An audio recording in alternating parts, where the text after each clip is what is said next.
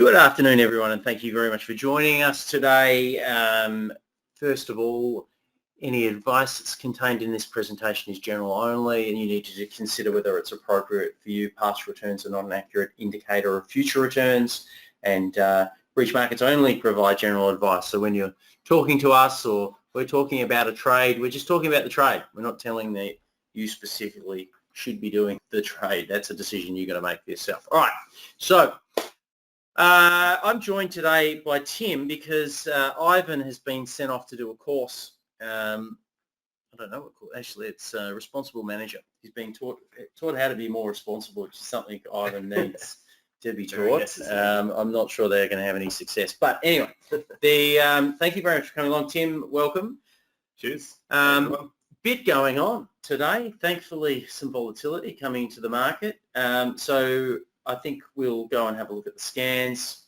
XGO has run very hard. What are we seeing today? Are we seeing things just settle down, consolidate maybe before the next move, or are we seeing the start of something significantly bigger? I don't know. We certainly haven't had enough. I mean, it's a decent pull-off, but it's almost like yesterday shouldn't have happened. Yeah, but it means nothing to me at the moment. Just because it's going to be a big day off before you're really going to pay too much attention just in this current market. It's been so strong on the way up I don't know. It's hopefully it consolidates for a couple of days, but we've seen volatility go up a bit today. Nothing too hectic. Maybe I might just open the strategy builder and jump across there. But obviously technically everything's on the up. We've seen the ADX come up, drift up above that 20 level. So we've had the breakout. I mean, technically you could argue that's now meets the breakout rules, but it's probably just a timing thing. It needed to probably meet the breakout rules. You needed the ADX up when it broke, and it wasn't there. So it hasn't really given us a trade on the XJO on the breakout rules so far. So we'd be sitting there. Now let's have a look at volatility. So the 1 year volatility. It would help if I wasn't looking at CSL, obviously, which has completely different volatility levels. So 1 year, so we just sort of, I guess, over this period back at probably the mean, almost, just in the middle there somewhere. Nothing. It's not high. It's not low.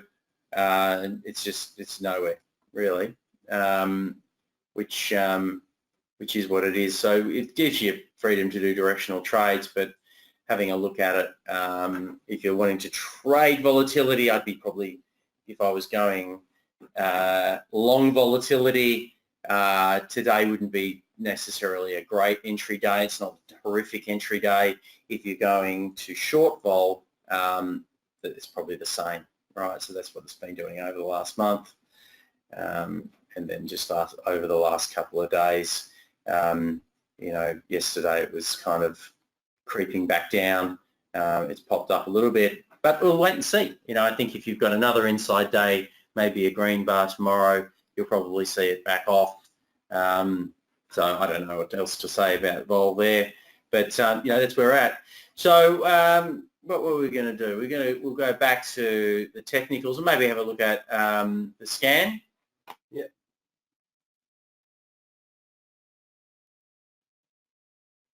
So with the market off, there's quite a few trades sort of catching up now for breakouts. One of the challenges that we've had with the current market move is that it happened off the smaller companies. So the bigger the top 50 companies haven't been breaking 52-week highs. They've just been, some of them have been a long way off, and a lot of them still are, right? So it's interesting. I mean, the market still grind up without companies actually breaking through. But some are approaching now, so you can see there's a list of some of the companies that are now approaching lit long territory. And maybe I might just take that up. Oh yeah, that's fine. So yeah, we've been ticking along, but there's nothing there today on the lit line. I think this morning when the market opened before it pulled off, there was a couple there. Yeah. But it's kind of, you know, there's no major leads in there in there today. So that is what we've got from that front. So on the strategy breakout trades, nothing there. There's an iron condor this morning, ALU, is that right? Yeah, we had a gold iron condor come up. Mm-hmm. Yeah, that's it. Second from the bottom. Perfect. So this is it here, 95% credit. This is the pricing that we got from the market makers. So it's 37 sold put, 41 sold call with protection 1.5 outside of that. And so it's got 35 days till expiry. It'll be going ex-dividend in 40 days, so you don't have to be concerned about dividends with this one. And the risk reward payoff, it looks quite acceptable, 1,900 to 3,100.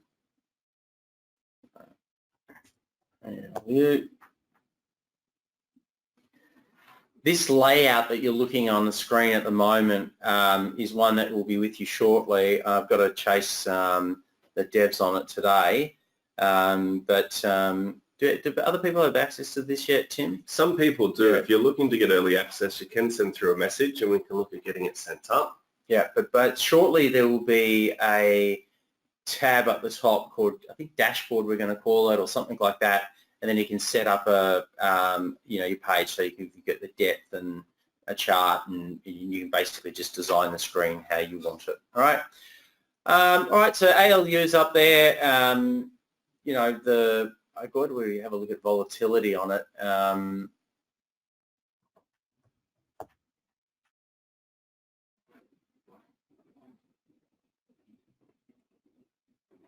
right, so you can see volatility has been heading up. All right, so that's obviously bodes well for this particular strategy. So you're getting half decent credit. There have been a lot of iron condors around just because of the low vol environment that we've been in. And our scanners will wait until they see all the right ingredients for wanting to do it. So you've had this priced up with market makers? Yeah, that's right. Yeah. So 95% credit for entering into this position. We've also got, it's an interesting one to enter into. So there is a earnings play here. They're coming out with their half-yearly results on the 17th of February. And that is, what is that? It's about 10 days before expiry, roughly. Mm-hmm. So it could be the reason why there's a bit of volatility in this at the moment. Mm-hmm. Okay. All right. So as far as price target goes, we've spoken to market makers and locked that pricing in. Yep. So how many contracts am I doing if I do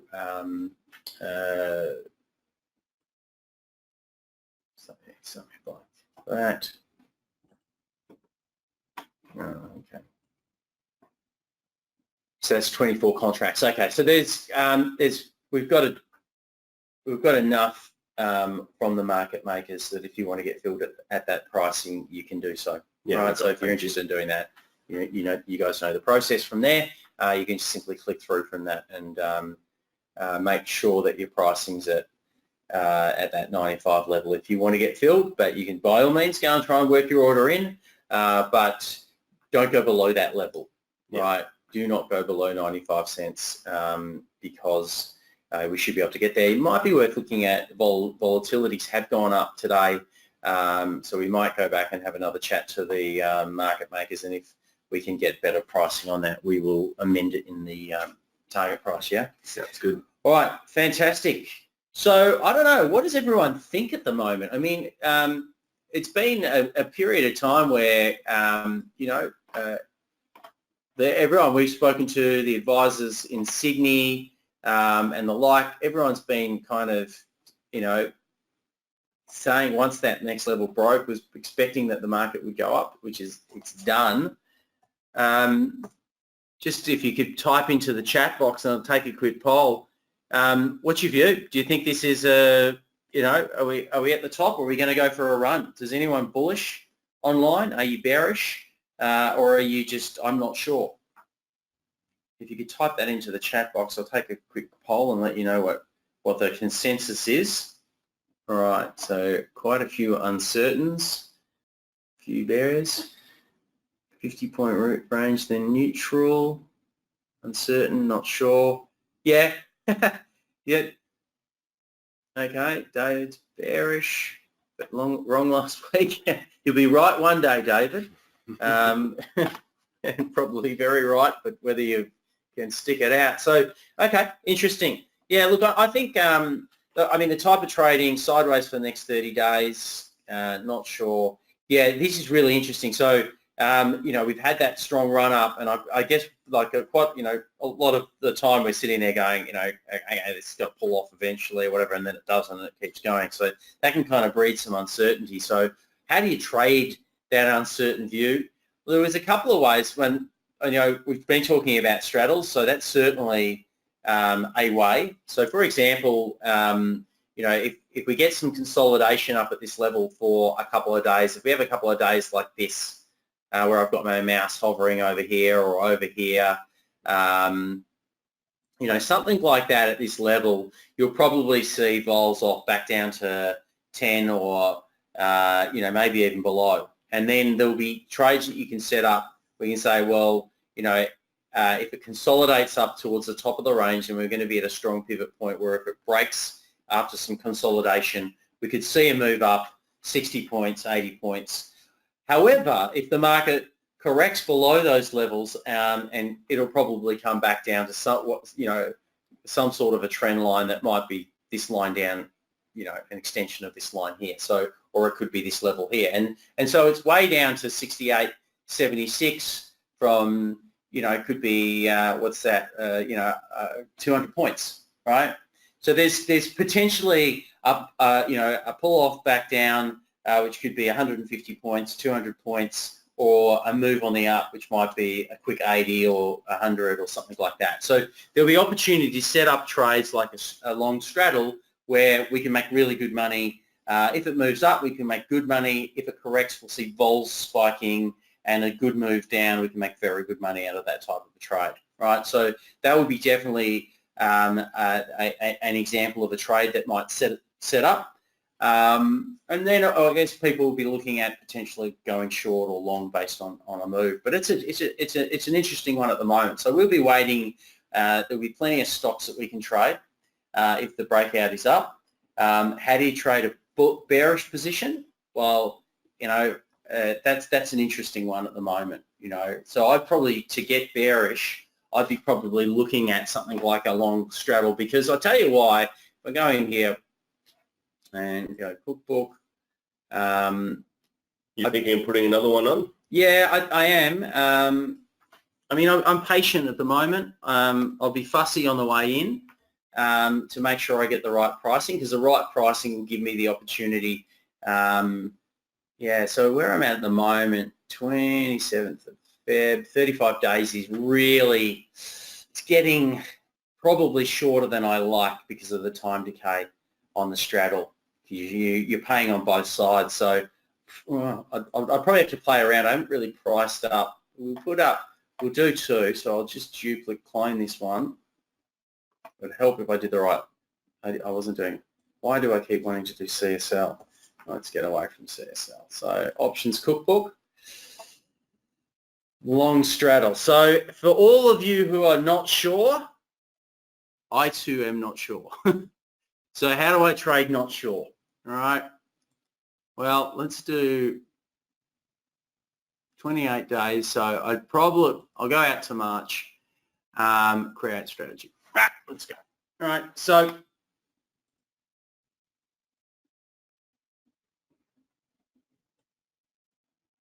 let's have a look at this payoff. And I'll clone this and go Feb. All right, so let's have a look at this. So Feb's costing me $5 grand, 183, 70, 25. All right, I don't mind 70, 25. All right, so let's go. So firstly, looking at the long straddle, you can see that if the share price moves, then I'm benefiting from that. So on the upside, where's that? Let's take it to 71.50. So up 80 points, I've made a little bit of money on the upside, right? But what I would say about this trade is its volatility is 11.4. I wouldn't be looking at doing it until I could get volatility at 10.4. So while I'm paying a theoretical at 183, that's going to be something like 170, something like 170, okay, which will change my payoff completely on the price move. So what I want then is, if I get a move up, then my volatility is not going to fall. I'm going to get the benefit of the move. Volatility might move, and I can also get probably a better price on the way up. All right. On the way down, I want volatility to go up. So if my volatility goes up by 10 or 20% on the way down, I can make not 300, but I can make $1,000 or $1,500 or $2,000. So really, you're making money on the vol moving on the downside. So if you're uncertain, you can say, well, I can put this trade on. I want the market to go down. I want volatility to go up. If it drops, we were talking about to the 68, 80 sort of level. If it goes down to there, and that happens, I'd give myself to, probably the 6th. Now you can see on the move itself, I'm not making money. It's like $100, $200, something like that. But on volatility increasing by 20%, something like that, then there will be significant upside. So I go to volatility grid. I can see the impact that volatility can have on the position. So volatility increases by 50%, and it falls by 1%. That's 2,500. Right. So if it's 20%, it's still very, very healthy numbers, right? It falls 2% and so forth. So volatility is the key to this. So if I'm not sure, I think the market's going to go up or down, this is the type of trade that you could be looking at. But I would say that I'd be definitely looking for the vol to be off where it is now before I place this trade. So I'd be wanting to be, at around the 10% mark or somewhere around that, and be playing around those levels. And then what do I think volatility is going to do? Well, if I go over, say, 5 days, if volatility is down around here, over the coming 5 days, I would expect it to be back up here. Now, if we're waiting for, and that's what I'd expect, even if nothing major happens, that it would be in that range over that trading period, right? And for there to be a move on the upside or the downside. So on the upside, I'm probably not expecting the move to be as big, but it might be an 80 point. If I get 80 points on the upside, I can make money, right? And that's fine. I'd be happy to make a little bit. So I've been doing these straddles. I've been making like, $350 or $400 on the upside, waiting for there to be a correction.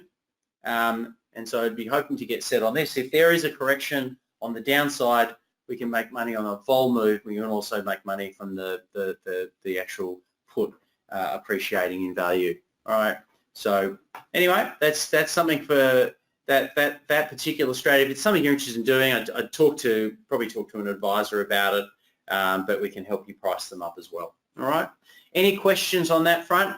Now, that's one way of trading this particular market. Ivan has priced up a trade, a strip. So if you were bearish, for those of you that are bearish, you can do something similar, but you buy 2 puts to every 1 call, right? And that means that if the market continues to go up, you can, the appreciation in the calls offsetting what you're losing on the puts, which gives you the opportunity to stay in the trade. That's certainly another way of trading it. But at the moment, I'm just probably with everyone else. I mean, the not sures were the added, for most people, uncertain, not sure, and then a couple of people going short, and 1 or 2 people saying sideways. that not one person has said bullish, which is really interesting, right? Because it's, I mean, technically it's looking pretty bullish, right? But for us to trade it on breakouts, the challenge that we've got is that we're so far away from the 50-day moving average that, you know, we're also expecting there to be movement, but we can't switch our trade if it trades down to there before the switch kicks. So, you know, that makes it a bit of a challenge. So long straddles, that's what I'd be doing, or an iteration or a version of that in the current market. But you need to be patient. You need to wait a couple of days before you can get volatility down. So yeah, if you like, when I do the trade or before I do the trade, I'll have to do it before I do the trade because I can't front run. I'll send a text out. If anyone's interested, just type in yes, and I'll get a text out to people once I price it up. There you go. Any questions? Anything that you would like us to talk about, or any stocks you'd like us to go and have a look at? Trudy, I'm going to preempt this. I'll go straight to CSL. All right, so here we are with CSL. It's still looking bullish, and yeah, it's looking good. There's nothing to say there. 305. It's crazy though. Where's vol? You look at the vols right up. It'd be interesting to go in there and have a little bit more of a deep dive on the calls and the puts and what traders are doing there. But yeah, the lit long trade has done really well, right? So we'd be waiting for consolidation probably before the next one. Tim, what are your thoughts? Yeah, it's interesting. Strong ADX. Implied volatility is starting to increase a bit. So just got to question whether you're getting in at the right time if you're going to do a lit long from here. But it has had a very good run as well. Yeah, it's been huge. It's yeah, it's an interesting one. It's just been going and going since beginning of the year, even last year, just going up and up. We're looking at it when it was back at 200 halfway through last year, and now we're at 300. It's a good story. Yeah. It looks like it's got some solid bounces off that 50-day moving average. So if it was to come back, you'd expect that there'd be a bit of support there. Yeah. And bounce So back up. Tim is his trading style is trading off support resistance levels a lot of the time. So yeah. And he's very, very good at it. He won the options trading game. Did you participate in the last one? Not really. No, not I was really. playing around a little bit, but I had work to do. He had work to do. He got quite into the game for a period of time there, let's just say, and won it and came third in another. Out of the one that you were leading in, is like 1,500 people playing. So really, really very good at the trend trading stuff. So yeah, I think that's right. I think it's had a lot of strength off that line. So if it comes back down or if that catches up, that would be an interesting one. We'd look for some more consolidation, I think. But I don't know if you're going to get it, or at least the 50-day moving average to get a little bit closer for the next breakout we do on that. And obviously, you won't see it necessarily come up in your scans. You can unfilter so that you can see it, but you won't necessarily see it in your scans because it's an expensive stock. So, David, if you're already in the lit long, do you hold tight? Well, look, based on the rules, yes. All right, so based on the rules, yeah, I would be holding tight. Yeah, sub 3, yeah. What's your expiry? The only thing this is a conjecture between Ivan and I on this, and I think he's more like the turtle trader that plays table tennis when he's got the big trade on, doesn't watch the market, and he's really happy with that, whereas I get a little bit more like to get in and like to get out of positions a bit more. So once you've got the majority of the value out of a trade, you know, you can look at closing out of it, but you would hang in there. G'day, Brian. How are you going? All right, so I hope we are good. Let's have a look at this. Long straddle. All right, let's go in that. So Brian's asked to have a look at a long straddle. We'll do that. David, you're a Feb expiry. Yeah, you'd be waiting in there for a bit more time to come out of that. So yeah, it would be my thoughts, but you know, obviously that's based on rules-based. So let's have a look at FMG. Whoa, yeah, okay. Long straddle. All right. It's had a great run. Isn't it just? It's funny, that big boom happens straight after expiry day, which would have been for or against many traders. Yeah, funny how that happened. Yeah.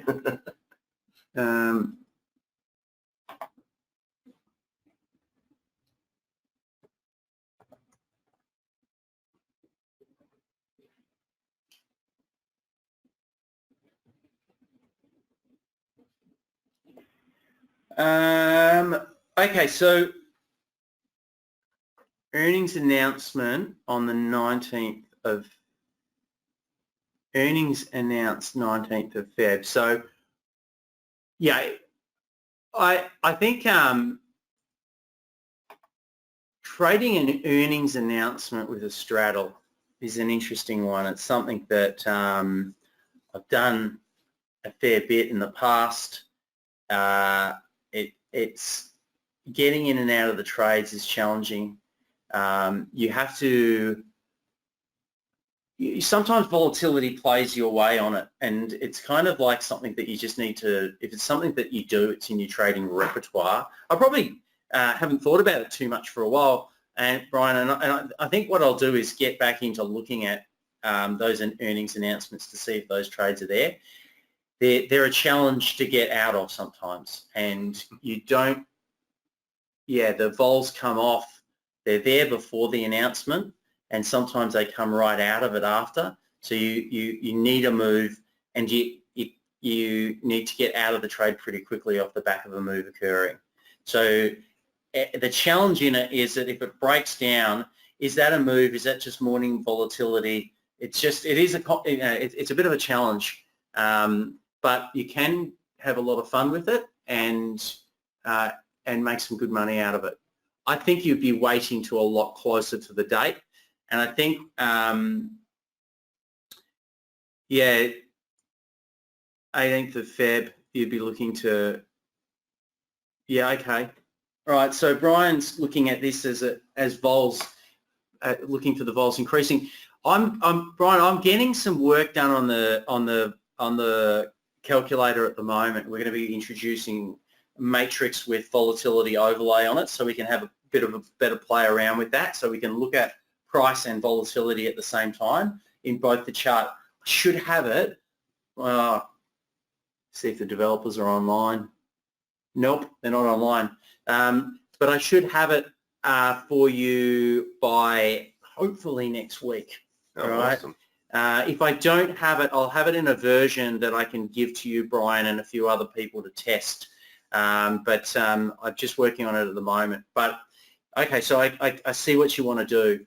That's not a. We'll go. Really, what you're looking at is vol, and you're saying that getting into Brian's saying if you can get positioned, then he's expecting going into these earnings announcement that volatility might be up at. What are you thinking, Brian? 45, something like that? What level do you think volatility might go up to? All right, I'll let him see if he's going. But let's say it increased by 20% and the share price moves, then you can have a play around. Okay, up to 60. So to the strategy build page, we'll feed value. Okay, Adrian, we can do that, I think. Right, so can you put that into production request, Tim? Yep. All right, no problems, Adrian. So, all right. It should be there actually. If you go down to the bottom, the very bottom, on the left-hand side, there will be 3 lines. Just over this section here. You should be able to, nope, not there. Gamma Vega Road, Delta. Yeah, all right. I'll have to send that over to support. We'll get, yeah, thanks Adrian. We'll get it in there. That makes a lot of sense, right? So, and the matrix will be interesting. So basically the way that the matrix is going to look is you'll be able to control the different days, and so you can look at a price matrix and look at premium or theoretical value, adjust volatility and have all the numbers adjust, and be able to look at it over a longer period of time. So you can set things up and go, right, well, what do I think it's going to do, and get granular on the increments of price move, and then say, okay, well, if the price goes up by 20 cents, then what impact does that have? What impact does that have in 3 days' time? And what impact does that have if volatility goes up by 5 or 10 or 20%, right? Which is really useful for your straddle type trading and trading, trading volatility really. So that's something that we've been working on for a while. So we'll have that in live in production very, very shortly. All right. Okay, guys, anything else we can do? Any other ideas, trade ideas? Thanks for the suggestion, Brian. I'm going to go and price that up too, Brian, and I'll look at it and talk about it next Thursday. I might even jump in there as well. But any ideas around any other trades that anyone wants to look at, or anything platform-wise? There's been a few great ideas that we're going to have a look at putting in place, and we've got quite a bit being built in there at the moment. Hope to have this dashboard. I'm going to try and crack the whip on the dashboard, have it for next week. It's a good improvement. Yeah, it's very handy. I'm using it constantly, and it helps me because I trade a lot of other stuff. And now I have everything in the one spot, and I can look at, market depth and all those sorts of things that I fixate on when I'm trading smaller cap stuff. All right. Did you want to have a look at Woolworths, Tim? Yeah, have a quick look at Woolies. It's Blake's favourite stock, really. Is it? He's always talking about Woolworths, but it's had a really good run-up since the beginning of the year. And you can have a look at Coles as well. It's had the same sort of trajectory. So was that a lit long? It was yesterday. It was yesterday for the first time a lit long? Since the first time since in this current expiry, yeah. Yeah, okay. So for February expiry. And it was a very, very strong jump yesterday. It broke through that massive psychological barrier of $40 a share. Yep. It's been a fairly strong resistance point back in November and December. Yep. And it's just bounced back. It's been solidly going upwards since the 1st of January or 2nd of January. Typical solid breakout trade, really. Yep. Okay. So that trade's there, but it's probably not an entry signal today. Yeah, it won't be an entry signal just now because it's pulled back from yesterday's high. Yeah. But anyone who's in there would be comfortably sitting there. Cool. Yeah. All right, so there's a few coming up. We'll be putting them in the newsletter. So jump was based on Kaufman announcement, so it could be a false breakout. This is David. This is Woolies. Oh, yeah. Yeah. Yeah, sure. Yeah, possibly. Oh, interesting. Yeah. We've got similar with Coles Group as well, following the same trajectory. Had a big boom yesterday. It's pulled back even more significantly today. Yep. All right, so it gives a hint of an industry-wide situation. Yeah. So interesting market, but yeah, look, there's trades there. It's just there is a fair bit of uncertainty amongst people at the moment, and yeah, I think that's fascinating. We had 80% say uncertain, 20% say bearish-ish, and no one bullish. No, and nobody bullish. The XJO. So that's interesting. Maybe that means it's going to go for another run up. And I don't mean that in a but quite often that's what happens. It consolidates and then it goes for another run up. So interesting. All right, guys. Well, I think we've covered everything today. Any final questions, please put them through. We'll be back online next Thursday with Ivan again. And in the meantime, have a good time. And if you need anything, give us a hoy. Thank you. Cheers. Cheers, everyone.